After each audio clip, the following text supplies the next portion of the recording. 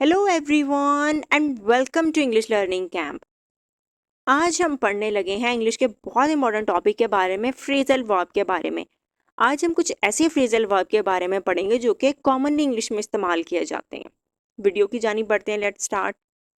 First phrasal verb है हमारा hold back. Hold back.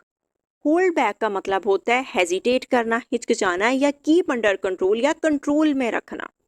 Hold back रखना, कंट्रोल में रखना या हेजिटेट करना। जैसे I could not hold back my anger, मैं अपने एंगर को कंट्रोल में ना रख सकी।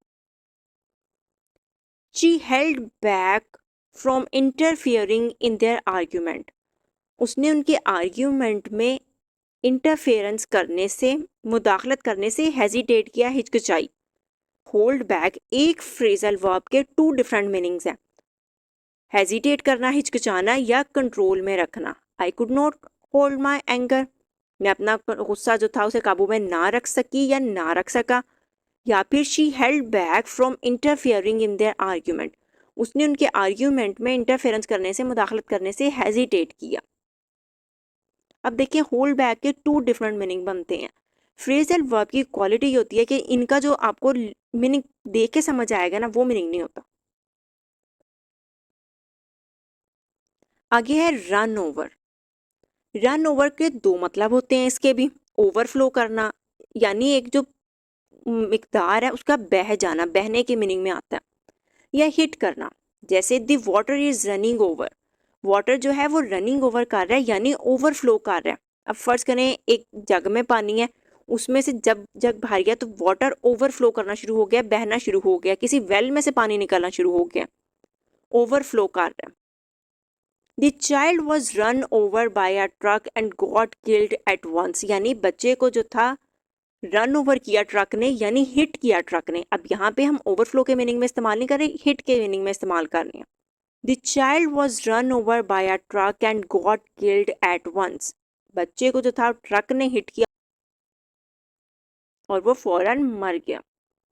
तो रन ओवर के टू मीनिंग्स हैं, ओवरफ्लो करना या हिट। इसके बाद है फ्रीक आउट, ये आपने अक्सर सुना हुआ होगा। इसका मतलब होता है इमोशनल हो जाना या घबरा जाना, अपनी नर्व्स खो देना। नर्व्स खो देने का मतलब होता है लूज वंस नर्व्स, यानी बहुत घबरा जाना। John freaked out when he heard about the accident. अब आप इसको यूं भी कर सकते हैं कि जॉन फ्रीक्ड आउट हो गया, इमोशनल हो गया जब उसने एक्सीडेंट के बारे में सुना। या हम इसको इस तरह से भी इस्तेमाल कर सकते हैं, आई हेट स्नेक्स, मुझे स्नेक्स बहुत बुरे लगते हैं। And every time I see one I freak out, और मैं जब भी किसी एक को देखती हूँ मैं नर्व्स खो देती हूँ, यानी मैं घबरा जाती हूँ, मैं डर जाती हूँ। तो फ्रीक आउट बहुत कॉमनली इस्तेमाल किया जाता है। इसके टू मीनिंग है, इमोशनल हो जाना या नर्व्स खो देना, घबरा जाना। इसके बाद है chill out. Chill out I am sure ये भी आपने बहुत दफ़ा सुना होगा। इसका मतलब होता है to not allow things to upset you, यानी अपने आप को चीज़ों से अपसेट ना होने देना, रिलैक्स करना। I just want to chill out today, यानी आज मैं रिलैक्स करना चाहती हूँ, मैं नहीं चाहती कि चीज़ें जाएंगी मुझे अपसेट करें। Please sit down and chill out. अब अगर आपकी कोई दोस्त है, कोई प्रॉब्लम है और वो बहुत परेशान हो रही है और आप उसको कहना चाह रहे हैं ज़रा रिलैक्स करें, थोड़ा सब्र रखें, तो आप उसको कह सकते हैं प्लीज़ सिट डाउन, मेहरबानी करके बैठ जाएं and chill out.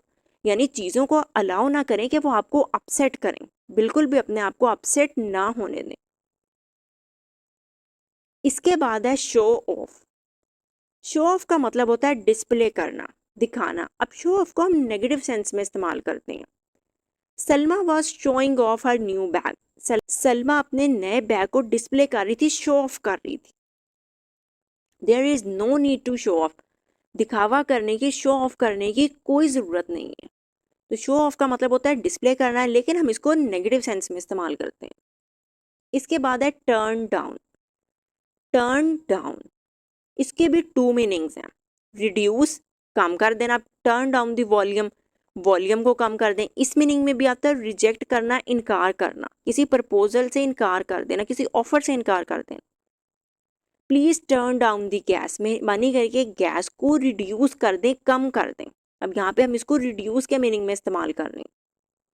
She turn down my offer, यहाँ पे रिड्यूस का मीनिंग नहीं है मेरी ऑफर रिड्यूस कर दी तो कोई मीनिंग ही नहीं बनेगा। यहाँ पे इसका मतलब है उसने रिफ्यूज कर दिया, रिजेक्ट कर दिया, मेरी ऑफर्स से मना कर दिया, इनकार कर दिया। तो टर्न डाउन के टू मीनिंग्स हैं, रिड्यूस करना, कम कर देना, या रिजेक्ट कर देना, इनकार कर देना, रिफ्यूज कर देना। इसके बाद है आंसर बैक। आंसर का मतलब क्या होता है? जवाब देना। बैक, आंसर बैक को हम इस्तेमाल करते हैं रिस्पॉन्ड इन अ डिसरिस्पेक्टफुल वे, जरा रूडली या कह लें बदतमीजी वाले तरीके से जब हमने कहना हो ना जवाब दिया है तब हम कहते हैं आंसर बैक किया।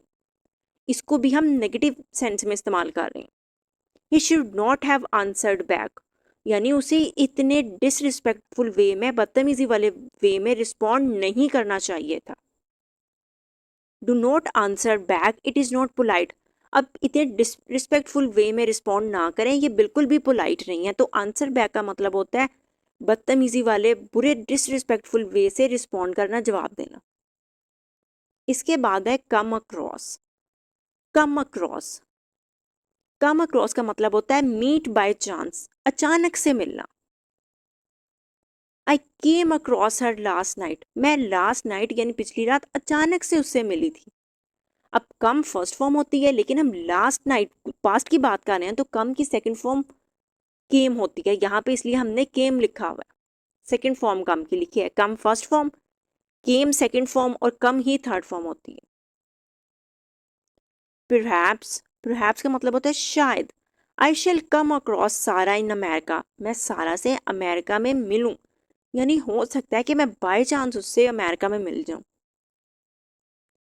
फॉल अपार्ट, फॉल अपार्ट, इसका मतलब होता है फॉल टू पीसेस, टुकड़ों में डिवाइड हो जाना, टुकड़े टुकड़े जैसे हम कहना चाह रहे हैं ना, हो जाना। I bought some, I bought some cheap sneakers that fell apart after 2 weeks, मैंने चीप स्नीकर्स खरीदे, स्नीकर्स कहते हैं जोगर्स की तरह के जूतों को। That fell apart after 2 weeks, जो 2 हफ्तों बाद टुकड़े टुकड़े हो गए, यानी फेल अपार्ट हो गए। अब यहाँ पे आप इसको एक डिफरेंट सेंस में भी इस्तेमाल कर सकते हैं। My book is fallen apart, मेरी बुक टुकड़े टुकड़े हो गए, जब उसके पेजेस निकल जाते हैं ना, बिल्कुल अलग अलग हो जाती है, हम तब इसको इस्तेमाल करते हैं। My book is fallen apart, मेरी बुक टुकड़े टुकड़े हो गई है, फट गई है। नेक्स्ट है गो थ्रू। गो थ्रू, इसका मतलब होता है, इसके भी टू डिफरेंट मीनिंग्स हैं, सर्च करना या एक्सपीरियंस करना। He went through a difficult time when he lost his job. अब वेंट यहाँ पे हमने गो की सेकंड फॉर्म लिखी हुई है, उसने एक मुश्किल वक्त का तजुर्बा किया, एक्सपीरियंस किया जब उसने अपनी जॉब खो दी थी। We will go through the details later on, हम बाद में डिटेल्स को सर्च करेंगे। तो गो थ्रू के भी टू डिफरेंट मीनिंग्स हैं, सर्च करना या एक्सपीरियंस करना। इसके बाद है बेयर आउट। बेयर आउट, इसका मतलब होता है सपोर्ट करना। If you tell them what happened I will bear you out, अगर आप बताते हैं कि क्या हुआ था, मैं आपको सपोर्ट करूंगा, बेयर आउट करूंगा। This evidence did not bear him out in this matter, अब ये जो एविडेंस है ये इस मामले में उसको बेयर आउट नहीं करता, यानी सपोर्ट नहीं करता। तो बेयर आउट का मतलब होता है सपोर्ट करना। इसके बाद है मेकअप। अब एक तो वो मेकअप होता है कॉस्मेटिक्स वाला, अब यहाँ पे लेकिन इसका डिफरेंट मतलब होता है। इसका मतलब होता है फैब्रिकेट अ स्टोरी, एक कहानी बनाना, झूठी मूठी कहानी बनाने को, इसके लिए भी हम कहते हैं। या फिर टू डिसाइड के मीनिंग में भी आता है, जैसे he couldn't make up his mind, वो डिसाइड नहीं कर सका। मेकअप हिज माइंड यानी वो डिसाइड नहीं कर सका। She made up a story of her accident, उसने अपने एक्सीडेंट की एक स्टोरी फैब्रिकेट की, यानी उसने एक झूठी कहानी बनाई थी, फैब्रिकेट की थी। इसके बाद है वर्कआउट। एक तो वर्कआउट का मतलब होता है एक्सरसाइज करना, एक वर्कआउट का मतलब होता है happen in a certain way, एक खास वे में, खास तरीके से चीज़ों का हो जाना। जैसे my sister works out in the evening, मेरी जो बहन है वो शाम को एक्सरसाइज करती है। I am sure it will work out, अब हम कह रहे हैं कि किसी भी चीज़ के बारे में कि मुझे यकीन है ये इस खास तरीके से हो जाएगा, एक सर्टन वे में मेरा ये काम हो जाएगा। या हम यूं भी इसको कह सकते हैं कि इस खास तरीके से मुझे पूरा यकीन है कि इस मसले का हल निकल आएगा। Sit back. सिट बैक का मीनिंग होता है to wait for something to happen without making any effort या रिलैक्स। इसके टू मीनिंग्स हैं, किसी कोशिश को किए बगैर बैठना और यकीन करना कि कोई काम हो जाएगा, या रिलैक्स करना। Don't just sit back and wait for new job offer, यानी कोशिश किए बगैर बैठ ना जाएं कि खुद ब खुद कोई जॉब ऑफर आपके पास आ जाएगी। सिट बैक ना करें, बैठ के इंतज़ार ना करें न्यू जॉब ऑफर का। Just sit back and enjoy the show. अब सेकंड सेंटेंस में हम इसको रिलैक्स के मीनिंग में कह रहे हैं कि जस्ट सिट बैक, रिलैक्स होकर बैठ जाएं और शो को एंजॉय करें। तो सिट बैक के टू मीनिंग है। एक मीनिंग ये है कि कोई भी कोशिश ना करना, जिसको हम कहते हैं ना हाथ पे हाथ रख के बस बैठ जाना, और किसी चीज़ का इंतज़ार करना है कि वो खुद ही हो जाए, या फिर रिलैक्स करना। इसके बाद है लुक अराउंड।